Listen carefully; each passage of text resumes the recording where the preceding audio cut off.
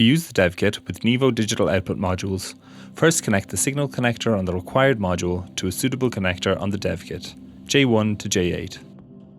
Next, connect the main NEVO unit's signal connectors to the appropriate connectors on the DevKit, J9 and J10. Connect as many modules as required.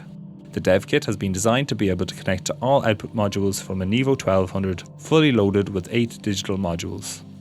Modules can be linked in series, in parallel, or be left as fully floating, isolated outputs. The NEVO 600 can be loaded with 4 isolated digital modules. You can connect the digital DevKit to your PC via USB or via the DevKit's onboard Wi-Fi. Connections for other connectivity protocols can be added via off-the-shelf micro click interface modules. In this example, one with an RS-232 connector. However, the DevKit hardware is compatible with PMBus, Modbus, DMX and more. The DevKit exposes the analog signals on J1A to J8A if you want to use the analog control functions of the modules while using the DevKit.